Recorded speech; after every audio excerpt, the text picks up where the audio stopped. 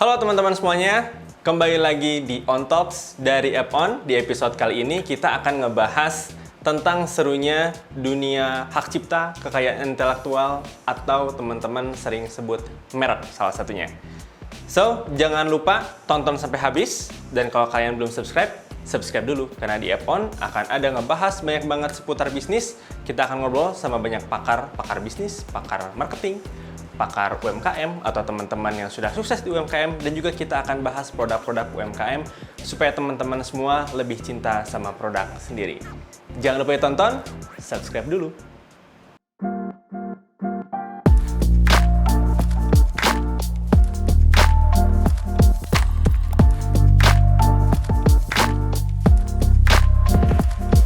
Oke, teman-teman semuanya, selamat datang kembali di On Talks dari App On. Hari ini, di episode baru, kita kedatangan tamu istimewa yang akan ngobrolin hal-hal seputar haki dan juga merek untuk UMKM. Dan kenapa teman-teman UMKM harus aware sama merek. Dan hari ini kita sudah kedatangan Kang Andy. Gimana? Sehat, Kang? Sehat, alhamdulillah.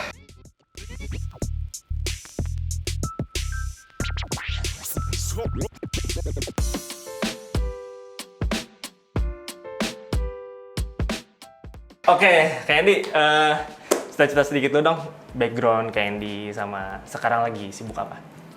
Oke, saya sekarang adalah pegawai negeri sipil Ya, di Kementerian Hukum dan HAM, Kementerian Hukum dan HAM. Oke. kantor wilayah Jawa Barat. Oke. Ya, jabatan saya adalah jabatan fungsional tertentu, ahli penyuluh hukum muda. Ahli penyuluh hukum muda ya? Iya, jabatannya itu. Cuma latar belakang saya masuk ke Kementerian Hukum dan HAM atau sering disingkat sebagai Kemenkumham itu dari tahun 2009. Udah cukup lama berarti ya? Sudah cukup lama. Itu saya awal masuk itu di Direktorat Jenderal Kekayaan Intelektual. DJKI ya. DJKI-nya ya. DJKI, jadi pengalaman saya banyak di bidang haki atau sebetulnya istilah resminya sekarang KI.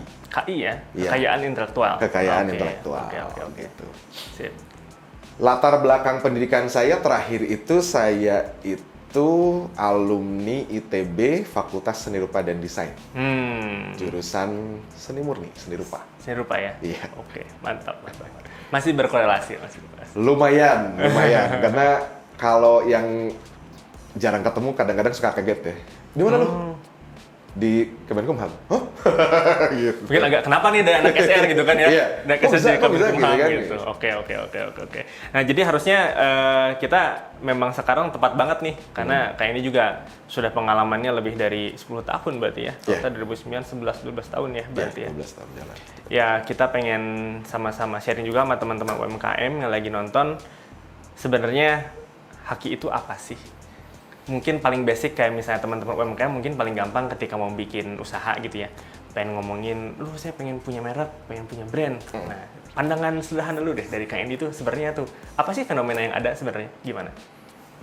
Jadi gini, mungkin yang pertama dulu kita pahami dulu bahwa kekayaan intelektual itu apa ya.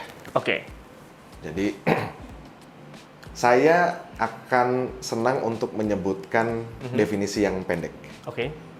Jadi kekayaan intelektual itu adalah aset bergerak tidak berwujud Aset bergerak tidak berwujud, oke. atau intangible asset Intangible aset ya. yang berasal dari pemikiran. Oke, berasal dari pemikiran. Ya, Itu definisi yang saya suka. Hmm. Nah, jadi pemahamannya bahwa kekayaan intelektual itu aset. Oke. Nah, kenapa saya harus menjelaskan itu? Karena banyak yang menganggap kekayaan intelektual itu seperti perizinan atau administrasi. Iya betul sih, betul. Padahal bukan. Padahal bukan. Jadi dia itu aset. Maksudnya apa?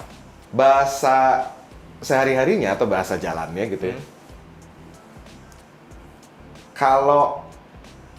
Sebetulnya kalau Anda tidak mendaftarkan, dan ada beberapa kasus orang menjalankan usaha, tapi tidak pernah mendaftarkan merek, misalnya ya, yang basic itu merek. Ya. Usahanya tetap jalan. Iya, betul. Cuma terbayang dia dengan, dan cukup lama bisa. Ada beberapa kasus dia cukup lama. Kayak misalnya gini, ini saya kebetulan masih ada hubungan family lah. Oke. Jadi dia itu bikin satu produk makanan dari daging ya. Tapi bukan dendeng, dia disebutnya kere. Oh iya, orang Sunda mah kere ya? Kere ya. Iya. Dia itu istimewa. Jadi kere daging yang diproduksi ini, itu istimewanya itu renyah sekali. Jadi renyah terus enak banget. Itu biasanya akan laku keras sampai harus inden belinya. Itu pas musim haji. Buat oleh-oleh apa gimana? Iya, buat oleh-oleh dan buat bekal. Oh iya, buat selama bekal. haji. Iya.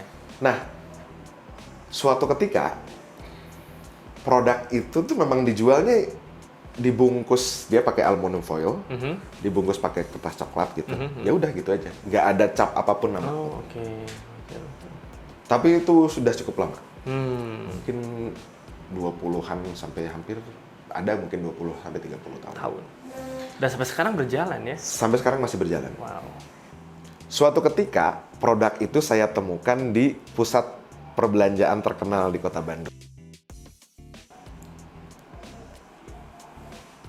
Karena nggak ada mereknya, si produk itu dipajang, terus dengan caption di bawahnya,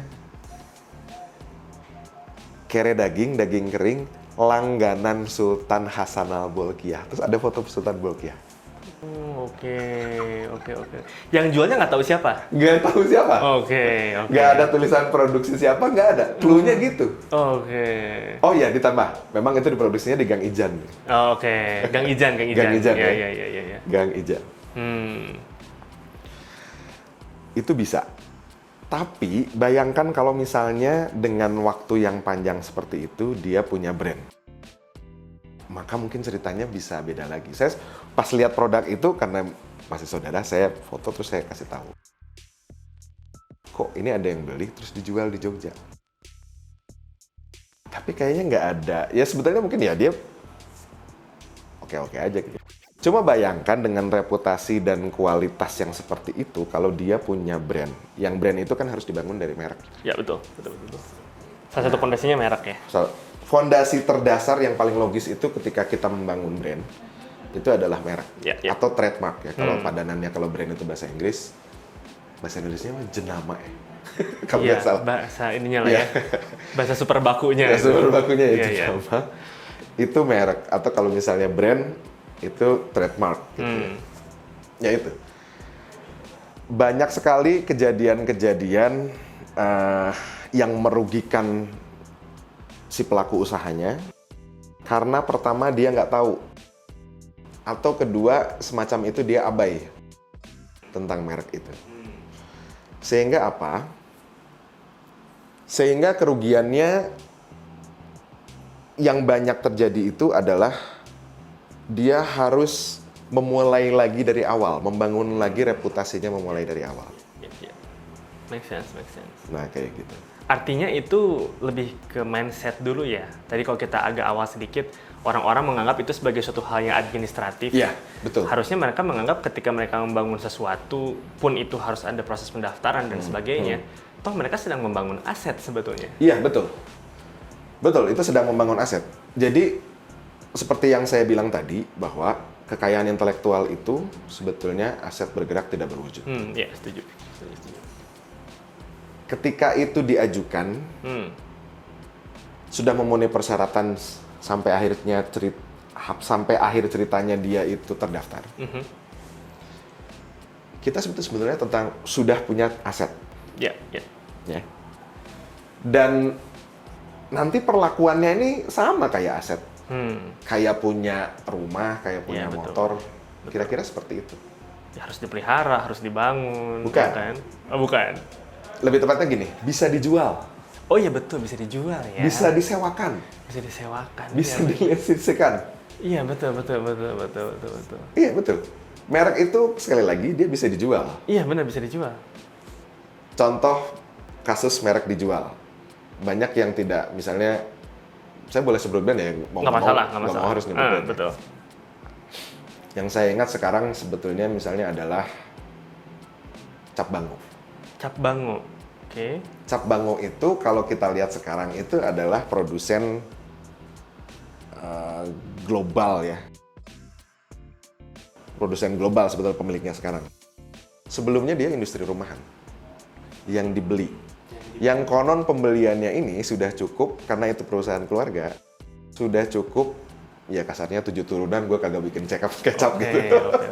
Dan yang dibeli hanya mereknya saja? Yang dibeli hanya mereknya. Tidak dengan perusahaannya?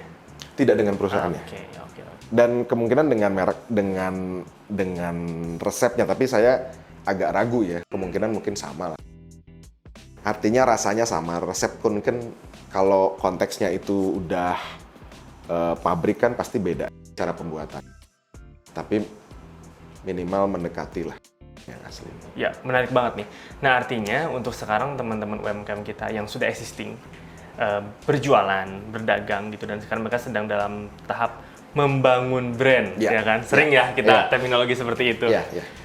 Tapi somehow dari mereka juga kadang ada yang sedang membangun brand, tapi pondasi dasarnya aja itu secara administratif belum terdaftar. Itu fenomena juga, gimana? Iya.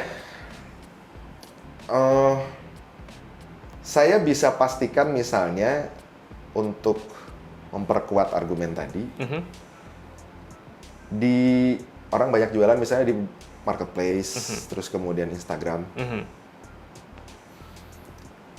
Saya bisa bilang hampir lebih dari 50%, mungkin ini butuh survei yang serius juga ya. Di Instagram itu belum terdaftar. Iya kan ya. Yang menarik, marketplace sekarang sudah mulai menerapkan peraturan kalau kita mau gabung, kita harus menunjukkan merek itu, administrasi permohonan merek itu. Iya. Sempat dengar seperti itu memang. Karena banyak, saya itu tahu dari pemohon. Dari pemohon yang datang, dia konsultasi, saya tanya, ternyata memang sudah disyaratkan. Betul. Saya kira itu wajar ya kalau misalnya marketplace seperti itu, karena kalau manajemen retail yang besar itu biasanya mensyaratkan itu. Masalahnya adalah resiko bisnis. Karena apa? Kalau misalnya terjadi pembajakan, itu bukan cuma yang jualnya aja yang kena. Tempat jualannya juga bisa ditutup. Iya, betul, setuju. Sekarang bahkan ada pasal khusus yang menjelaskan. Ada pasal khusus yang menjelaskan. Bahwa tempat perjualan itu juga dia bisa dikenakan. Baik itu merek, atau kemudian yang terbaru itu hak cipta. Tempat berjualannya juga. Jadi sekarang harus ada kesadaran dari manajemen tempat jualannya juga. Yang kayak kemarin tentang musik itu ya, salah satunya. Semacam itu. Jadi gini, ya. Sekarang itu mall atau toko atau apa itu tidak boleh tutup mata kalau tenannya dia jual barang yang berpotensi melanggar copyright. Oke. Atau I see. barang bajakan. Ya, betul. Karena dianya pun bisa kena ciduk lah ibaratnya. Iya. Betul, karena tidak melindungi kan ya. Iya. Oke, mantap banget. Nah, kayak ini nih, kalau misalnya ada teman-teman kita yang lagi usaha, terus posisinya merek sudah dia daftarkan dan sedang membangun brand. Ada nggak sih kayak di sisi lain, pengusaha yang lain malah melihat tindakan itu sebagai tindakan yang merugikan? Ada nggak sih orang yang berpikir bahwa punya brand tuh gua rugi? Atau lebih kayak nggak mau ngurusinnya ribet, nggak usah punya brand lah gitu. Kan itu dua pemikiran yang berbeda antara satu pengusaha dan pengusaha yang lain ya. Iya. Tapi itu sebenarnya ada nggak sih? Saya belum melihat itu ya. Karena mungkin bisa jadi saya ada di, kalau misalnya dibayangkan ada kutub yang berbeda, ini ada yang pro, ada yang kontra gitu ya. Saya memang ada di yang pro. Betul. Tapi saya bisa kasih gambaran seperti ini. Ini tuh kayak perang kalau menurut saya. Konteks kekayaan intelektual itu seperti perang terhadap aset ini. Kenapa perang? Saya akan menganalogikan dalam prinsip perang itu yang terjadi, Anda itu harus menembak kalau nggak mau ditembak.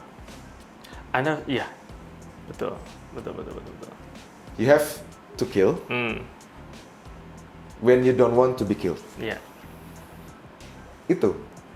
Karena kejadiannya dalam keseharian saya bertugas, tugas saya itu memberikan konsultasi, layanan konsultasi untuk pemohon merek. Iya.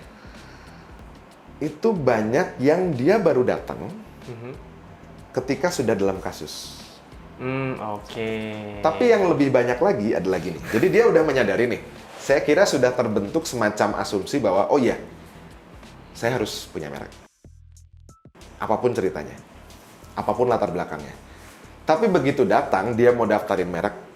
Kan salah satu prinsip merek itu, merek tidak boleh mirip atau sama dengan yang sudah terdaftar. Nah, pas dia daftar, terus secara SOP biasanya kita tanyakan, ini mau ditelusuri dulu atau tidak, karena merek itu tidak boleh mirip atau sama. Yeah. Oke, silakan telusuri, biasanya ada. Jadi gini, salahnya di mana? Ketika orang bikin usaha, itu biasanya secara natural dia pasti butuh nama. Iya, secara natural betul. Untuk barang atau jasanya itu. Ya, setuju. Nah, di situ pengetahuan tentang nama yang boleh dipilih dan tidak, dan ketika sudah ada nama itu harus ditelusuri, itu yang nggak punya orang-orang. Betul. Yang itulah yang sebetulnya mereka konsultasikan juga Iya, di dan awal. itulah yang sebetulnya kita berusaha untuk layani gitu ya. Iya. Saya harap sih sebetulnya pemahaman ini itu dapat menyebar. Dapat menyebar dengan baik gitu. Jadi Oke. karena kan apalagi konteksnya sekarang Indonesia itu sebentar lagi atau sedang dalam puncak generasi produktif. Nah, ini kita itu punya bonus demografi ini sebetulnya, ya kan? Bonus demografi itu sama dengan kita punya pekerja banyak, atau yang sebetulnya pemerintah harapkan banyak wirausahawan baru, lebih banyak lagi. Iya, betul. Dalam konteks itu, pembicaraan brand kan jadi penting nih. Iya, betul. Nah, jangan sampai istilahnya cara milih nama aja nggak tahu. Oke. Ya, setuju banget. Gitu, karena banyak yang sembarangan sih. Iya, betul, banyak sembarangan. Mungkin kayak terkesan yang penting keren, yang penting cocok, Iya. tapi nggak tahu sebetulnya harusnya gimana. Iya. Nah, kalau gitu sekalian deh lanjut nih. Oke. Mumpung ngomongin masalah nama, kira-kira tips atau minimal dari sekian banyak, Kak Andy bisa nggak nyebutin sebagian, dan nanti teman-teman UMKM itu bisa cari di mana lebih lengkapnya. Oke, baik. Pertama, dalam memilih nama, ada beberapa hal yang menurut Undang-Undang Nomor 20 Tahun 2016 tentang merek dan indikasi grafis yang harus diperhatikan. Pertama, Pasal 20 menjelaskan merek itu tidak boleh menggunakan kata yang sama dengan nama produk atau jasanya. Oke, contoh. Misalnya, Contoh. kalau saya jualan sepatu, jangan pakai kata-kata yang berhubungan dengan Sepatu. sepatu. Oke. Berarti sepatu nggak boleh, shoes nggak boleh. Oke. Nah, berangkat dari situ, nama generiknya atau kata-kata istilah generiknya juga sebaiknya dihindari. Misalnya apa? Fashion. Oh, oke. Yang masih berhubungan Yang dengan masih sepatu. berhubungan dengan itu ya. Oke. Nah itu. Ini biasanya kalau di fashion sih nggak begitu kelihatan. Lebih di teman-teman wirausaha yang bergerak di bidang kuliner.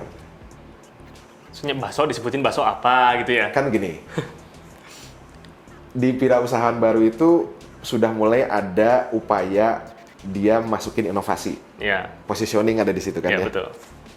Misalnya bikin bakso biar beda gimana nih? Oh ya udah, saya kasih buah misalnya. Bakso stroberi. Iya. Karena dia merasa itu inovasinya dia berkepentingan untuk angkat nama itu jadi nama brandnya. Iya. Padahal itu nama barangnya. Oh, oke. I see. Dia daftarin bakso stroberi. Produknya apa? Bakso. Isinya stroberi. Strawberry. Ya nggak bisa dong. Oh, oke. Ya, paham. Atau misalnya dia bikin cilok nih.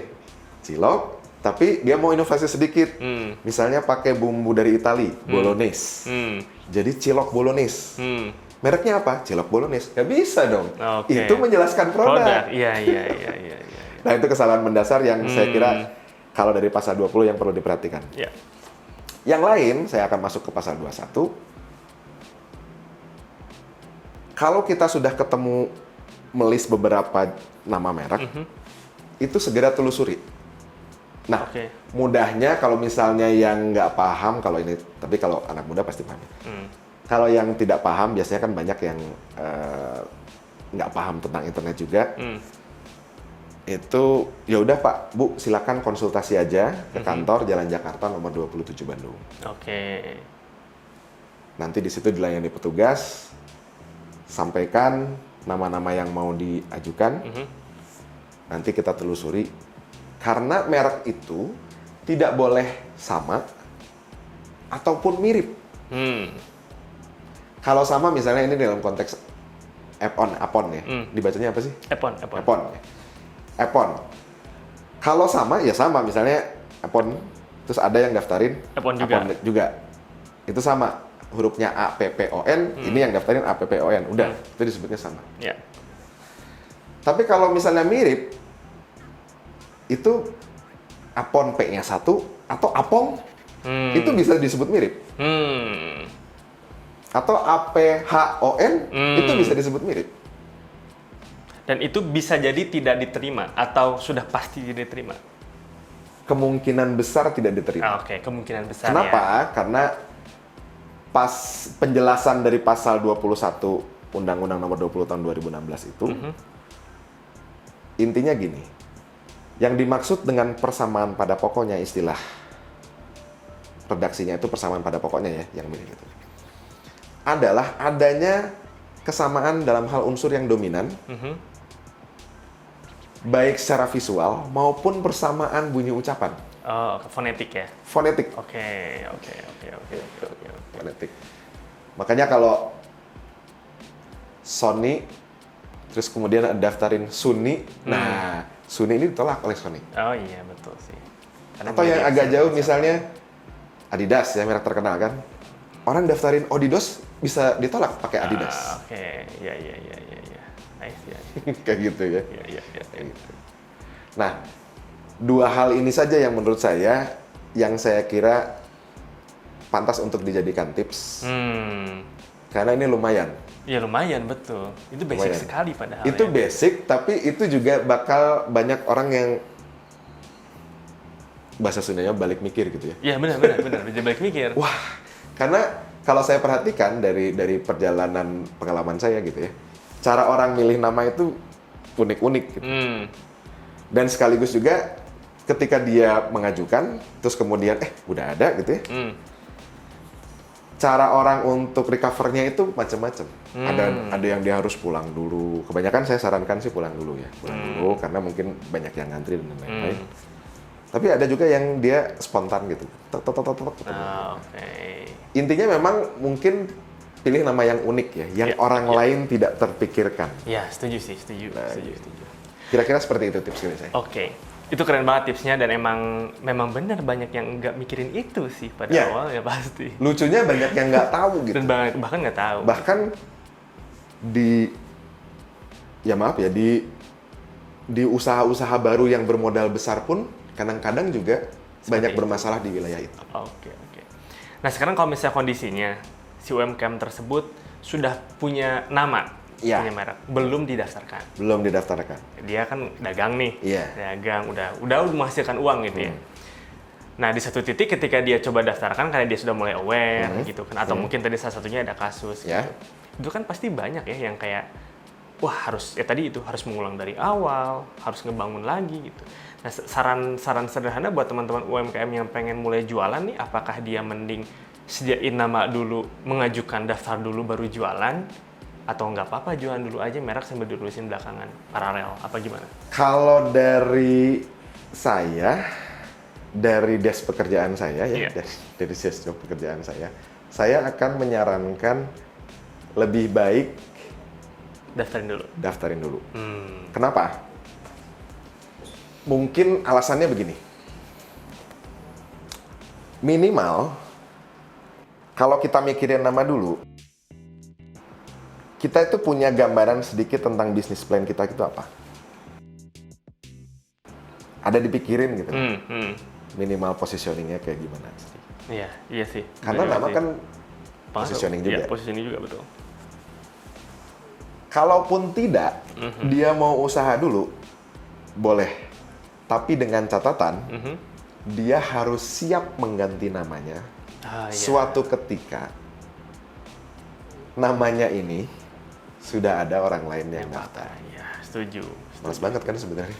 Iya, kerja 2 kali sebetulnya. Kerja dua kali kan menurut saya. Ngebangun 2 kali sebetulnya ya. Iya. Tapi itu memang banyak kejadian sih. Banyak kejadian. Banyak kejadian. Terus saya juga sempat dengar tuh kayak misalnya namanya apa ya? Lupus lah anggap. Jangan lupus apa penyakit ya. Lupis aja lupis. Anggap satu nama merek makanan lupis. Tapi katanya boleh ya pakai nama yang sama selama kelas atau kategori usahanya berbeda. Iya, betul. Kalau itu boleh ya? Boleh. Jadi, satu otomotif, satu kuliner misalnya gitu. oh iya, boleh. It's okay ya, nggak masalah Boleh. ya? Asal bukan merek terkenal. Iya tuh. Nah boleh nggak tuh terminologi merek terkenal tuh Oke, gimana? terminologi merek terkenal. Itu ada di pasal 21, di yang huruf B. Dalam hal begini, merek terkenal itu sebetulnya merek yang mempunyai reputasi di beberapa negara sekaligus. Harus di beberapa negara? Iya, bukan Satu negara? satu negara doang. Misalnya kita Indonesia, sudah gede di Indonesia, belum tentu jadi merek terkenal. Saya sudah sehari-hari itu, kan gini ya, sehari-hari rata-rata sekitar, kalau ini waktu WFO ya, WFO, itu sekitar 6, dalam sehari itu adalah minimal, paling sedikit ada 6 orang yang konsultasi. Pengajuan? Konsultasi. Ajang konsultasi? Oke. Hampir, ini menarik, hampir 6-6-nya itu PD. Dan dari 6, biasanya itu 4 namanya ini nggak bisa didaftar. Kebanyakan si 4 ini karena sudah ada yang sama atau mirip. Oke. Terus, alasannya sama. Maksudnya dia tuh pasti resisten. Kekeh gitu ya? Kekeh gitu ya. Resisten. Salah satu alasan resistensinya adalah itu. Pak, merek saya itu udah terkenal. Oke. Jadi saya udah biasa banget gitu dalam arti. Merek saya tuh udah terkenal loh. Saya itu udah ada di Sini. Udah ada di marketplace sini. Udah ada di GoFood, wah, nyebutin lagi dong. Udah ada di, ya itulah gitu ya. GoFood, Grab, ini gitu. Iya sih, tapi ya gimana gitu ya. Iya. Ya karena merek terkenal sendiri kan punya syarat Nah, kan untuk kalau menjadi merek terkenal yang dimaksud itu, dia itu punya reputasi minimal regional sih sebetulnya. Oh, minimal regional. Ya, minimal regional. Terus kemudian dia terbukti terdaftar di banyak negara. Oh gitu, oke. Iya. Makanya sempat ada kasus yang DC Superman sama coklat Superman. Iya. Ya kan ya? Tapi kalau yang DC itu lebih ke kasus hak cipta Oh, sebetulnya. itu hak cipta ya? Iya. Oke. Merek terkenal itu bahkan bisa mengajukan tuntutan meskipun usahanya nggak ada di Indonesia. Oh, oke. Jadi memang Kasusnya itu lingkupnya global ya? Global. Oke. Ini kasusnya terjadi di Bandung, adalah Caesar Palace. Itu apa? Caesar Palace itu Oh, Caesar Palace. Iya, Caesar Oke. Palace itu Oke. tempat judi dan hiburan Iya. yang terkenal di Amerika, di Nevada, di Las Vegas. Iya, Las Vegas. Terus di Braga itu kan Ada. sempat ada yang Iya. dekat kereta itu namanya Caesar Palace. Dituntut. Oh, Dituntut. ya. Dan ketahuan. Ya tahu. Kan kalau merek, nah ini satu lagi. Merek itu adalah delik aduan. Jadi kalau misalnya merek ini mengalami penyalahgunaan oleh pihak lain, maka yang berhak melaporkan itu pemiliknya. Oke. Nggak ada yang lain. Bukan polisi. Iya, bukan polisi ya. Harus Polisi pemilik. baru gerak ketika pemohonnya ini atau pemiliknya ini lapor. Oke. Kalau nggak ada laporan ya nggak akan gerak. Oh iya, oke, benar-benar. Nah, yang itu kejadian itu tahun berapa ya? Kalau nggak salah 2000-an deh. 2009-an tuh berapa gitu. Jadi, saya juga baca di koran, menarik kan? Terus baru saya sadari juga, iya ya, merek terkenal itu bisa nuntut kepada pihak meskipun di kawasan dia kan nggak ada sesar peles di Indonesia. Ya nggak ada, benar. Hanya di sana aja. Di sana aja kan? Iya, betul. Iya, itu bisa gitu. Oke. Jadi, nah hati-hati dengan merek terkenal ya. Iya. Sebetulnya merek terkenal itu nggak banyak, tapi saya juga melihat ada kecenderungan juga di pelaku usaha untuk dia itu dompleng kayak memanfaatkan Keterkenalan merek tersebut, gitu ya. ada Iya yang sih? memanfaatkan, tapi kalau bahasa saya ada yang memanfaatkan ketidaktahuan secara khusus. Oke. Kan merek terkenal itu kadang-kadang segmented. Iya sih, sesuai kategori industrinya. Gini, saya tanya misalnya ke Kang Faisal, merek Blush On terkenal kan pasti nggak tahu. Iyalah. Iya, benar ya. Iya kan? Iya, benar Iya. juga ya. Benar juga ya. Nah, kayak gitu. Atau dia kadang-kadang segmented-nya geographical, jadi geografis ya. Kita nggak tahu misalnya merek sepatu yang disukai oleh penduduk kota Beijing kan kita nggak tahu. Iya, benar juga sih. Meskipun Beijing itu gede. Gede juga, iya, benar. Kayak gitu juga. Nah, Tapi kan ada banyak merek terkenal yang sudah well known seluruh dunia gitu ya. Dan itu mah benar-benar nggak bisa. Artinya apa? Misalnya janganlah coba-coba misalnya bikin kerupuk Adidas, meskipun Adidas nggak bikin kerupuk gitu, tetap bisa kena. tetap bisa kena. Oke.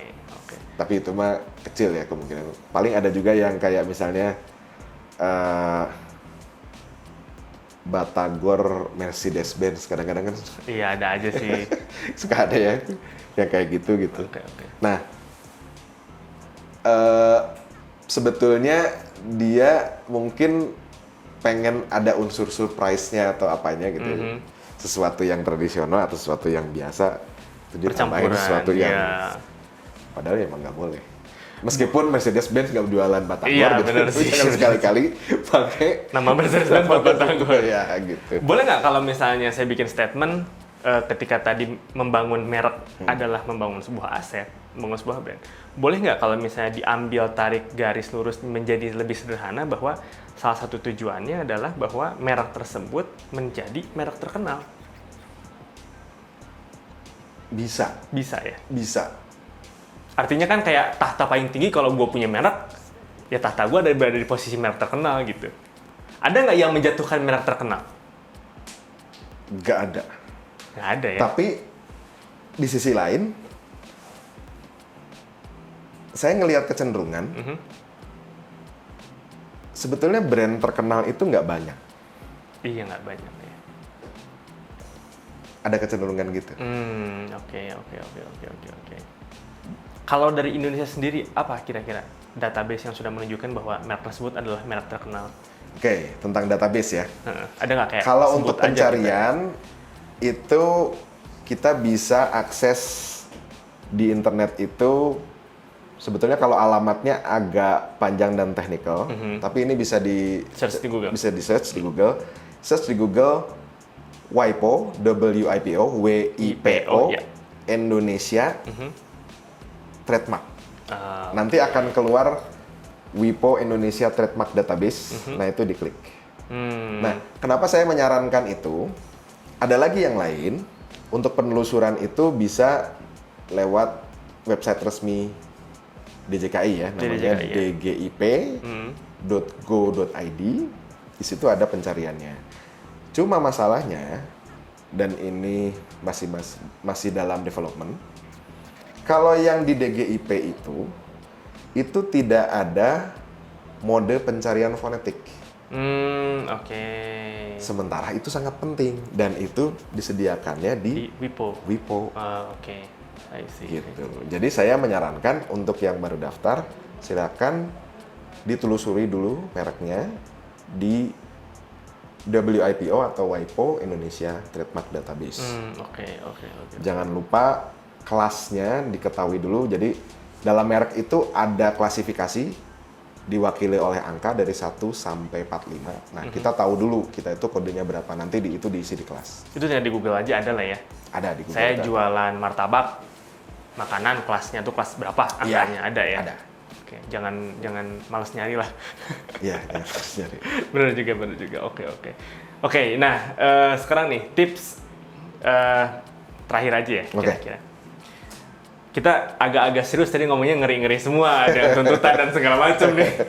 Tapi ini basicnya banget deh, paling basic buat teman-teman UMKM yang tadi juga kalau kata Kak Andy lebih baik dari awal, sehingga ntar nggak kerja 2 kali kan. Iya, betul. Tahapnya kita harus apa dulu sih? Paling sederhana, kalau kita sudah punya nama dan tadi sudah mengecek baik di DGIP ataupun di WIPO gitu ya. Iya. Terus kita harus ngapain? Gitu. Daftarkan. Nah, caranya gimana? Nah, caranya itu ada 2. Kalau teman-teman paham dan nggak gampang gaptek, itu masuk ke dgip.go.id, klik merek, nanti buka halaman terbuka, bikin akun di situ. Jadi bikin akun dulu. Oke. Nanti punya ID sama password. Punya ID sama password. Baru entry. Baru entry datanya. Ya. Oke. Kalau misalnya ada kesulitan, bisa datang langsung ke kantor wilayah terdekat di tiap provinsi ada. Kalau di Jawa Barat itu ada di Kota Bandung di Jalan Jakarta nomor 27. Oke. Nah, sama satu lagi mungkin, biayanya berapa sih? Oke.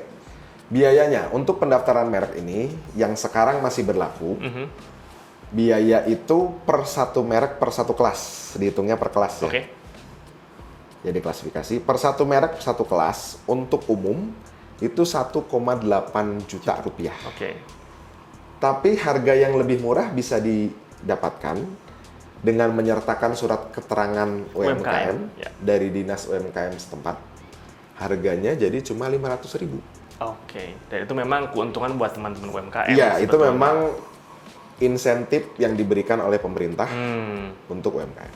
Oke. Sama mungkin pertanyaannya agak umum juga nih. Angka tersebut kita keluarkan, baik yang 1,8, baik yang 500.000. Apakah menjamin merek kita terdaftar? Enggak dong. Enggak ya? Enggak dong. Jadi artinya, makanya stressing atau kami menekankan untuk penelusuran terlebih dahulu itu penting.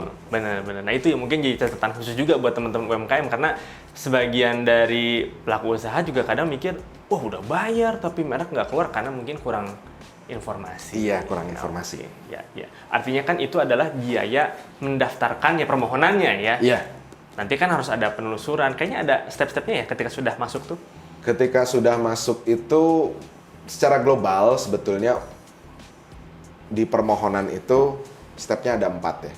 Tapi ini yang saya ceritakan itu setelah permohonan, setelah entry di webnya selesai. Oh, saya mungkin cerita dulu entry-nya ya. Boleh. Oke. Entry-nya tuh gini. Jadi pertama kita itu entry masuk, kita itu bikin dulu kayak kode billing, akun kode billingnya dulu. Jadi daftar berapa merek, nanti keluar kode billing. Nah, nanti itu dibayar ke bank. Setelah dibayarkan ke bank, masuk lagi, masukin kode billingnya, baru lengkapi dengan identitas dan si entitas mereknya itu. Jadi mereknya apa, gambarnya kayak gimana, nanti diupload dan lain-lain gitu. Nah, kira-kira kayak gitu, udah selesai, sudah selesai semua. Persyaratan yang dibutuhkan untuk melakukan entry itu filenya cuma KTP. Itu bentuknya PDF. Oke. Terus gambar mereknya. Oke, logonya. Kata-katanya. Sama foto tanda tangan di atas kertas putih. Itu harus diupload. Udah cuma itu aja. Itu untuk yang perorangan ya. Kalau yang badan hukum, PT, CV, dia pakai akta sama NPWP. Oke. Nah, kalau yang pakai UMKM jelas pakai surat keterangan UMKM. Setelah itu diajukan, merek itu mengalami 4 tahap. 1, pemeriksaan administratif. Udah selesai, dia akan diumumkan dipublikasi. Setelah dipublikasi selesai, baru kemudian diperiksa oleh pemeriksa. Jadi ada 2 saringan nih. Pengumuman itu untuk cari lawan. Oke. Pengumuman untuk ini cari berlangsung lawan. 3-4 bulan. Kalau tidak ada yang berkeberatan, baru masuk ke pemeriksaan substantif yang dilakukan oleh pemeriksa. Dari sini kemudian masuk ke, kalau udah selesai, ya udah pembuatan sertifikat. Oke. Di tahap 2 tadi, itu menarik ya. Maksudnya itu dipublikasi. Publikasikan. Sehingga kita bisa tahu dong sedang ada merek apa yang sedang dipublikasikan. Iya. Apakah kita sebagai pemegang merek lama merasa keberatan atas hadirnya merek tersebut gitu? Apa gimana? Betul. Itu bisa Cuma cek nggak langsung ketahuan karena bentuknya dia PDF. Oh, tidak langsung. Berita acara publikasi merek itu bentuknya PDF, jadi kita harus download, terus diliatin satu-satu gitu. Oh, bulan ini yang diumumkan ini. Gitu. Jadi nggak langsung. Nggak langsung ya. Oke. Jadi tempat pengumuman itu 2. Di websitenya ada, cari publikasi atau berita merek. Kedua di kantor. Kantor DJKI itu ada di Hai Rasuna Said. Harus ke sana. Nggak harus, ini mah. Dan nggak harus. Nggak, maksudnya ini kantornya gitu. Oke. Kantor DJKI itu ada di situ, Hai Rasuna Said, Kafling 9. Kalau mau nanya pun ke kantor cabang, Di kantor wilayah bisa. kantor wilayah ya? Bisa juga Bisa. ya? Oke. Sip, teman-teman, kalau gitu mungkin supaya tidak terlalu panjang episode kali ini, Kak Andy, mungkin udah cukup banyak ilmu-ilmu basic tentang merek ya, Ya. yang sudah kita ketahui. Berikut juga dengan tips yang sangat basic tapi emang harus jadi perhatian khusus buat teman-teman UMKM. Kita sih berharap ini nggak jadi episode terakhir, Oke. Kak Andy. Tentunya kita harus ada lanjutannya. Siap. Ngomong-ngomong, Kak Andy mau ada YouTube juga kalau nggak salah. Iya, nanti saya akan ada channel YouTube namanya Diskusi Andy. Diskusi Andy ya. Iya. Jadi buat teman-teman UMKM yang mau tahu tentang merek lebih dalam, detail-detailnya mungkin ya, hal-hal yang tidak kita bahas di channel ini, bisa main nanti ke channelnya Kak Andy di Diskusi Andy. Diskusi Andy. Oke, mungkin cukup segitu untuk episode kali ini. Jangan lupa teman-teman kasih kita komentar. Mungkin teman-teman yang udah bikin merek, kebingungan atau segala macam, tulis aja. Siapa tahu nanti kita atau Kak Andy langsung juga bisa ikut baca. Siap. Ya? Siap. Sampai berjumpa lagi di episode selanjutnya dari On Talks F1.